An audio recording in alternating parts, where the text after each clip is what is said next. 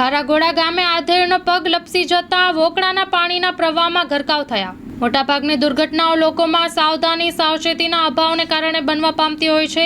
એવી જ એક દુર્ઘટના દસાડા તાલુકાના ખારાગોડા ગામે તારીખ 11 જુલાઈ 2024ના બનવા પામેલ હતી। ખારાગોડા ગામના આશરે 60 થી 62 વર્ષના આધેડ વ્યક્તિ એવા શક્તભાઈ પોપટભાઈ બાથાણી પોતાના ખેતર તરફ જઈ રહ્યા હતા ત્યારે ખારાગોડા ગામના પાદરમાં આવેલ વોકળો પસાર કરતી વખતે પગ લપસી જતા વોકળાના પાણીના પ્રવાહમાં તણાઈ ગયેલ અને ઊંડા પાણીમાં ગરકાવ થઈ ગયા હતા અને સાંજના જિલ્લા કંટ્રોલ રૂમ ડિઝાસ્ટર શાખામાં જાણ કરાતા કલેક્ટરની સૂચના અને માર્ગદર્શન હેઠળ જિલ્લા તંત્ર બચાવ કામગીરી માટે સક્રિય થયેલ, જેમાં સુરેન્દ્રનગર તેમજ ધાંગધ્રાની ફાયર બ્રિગેડની ટીમો મોકલવામાં આવેલ હતી।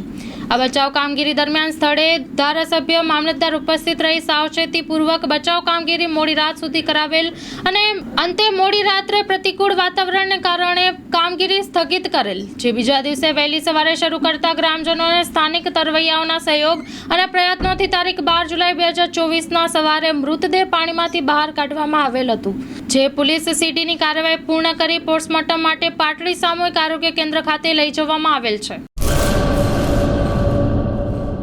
એડમિશન ચાલુ છે। ઓછા અભ્યાસે ઝડપી નોકરી મેળવવા માટેની સુવર્ણ તક। છેલ્લા 7 વર્ષથી ફાયર એન્ડ સેફટી કોર્સની થિયરી તેમજ પ્રેક્ટિકલ તાલીમ સચોટ રીતે આપતી એકેડમી એટલે Gujarat industrial fire and safety academy.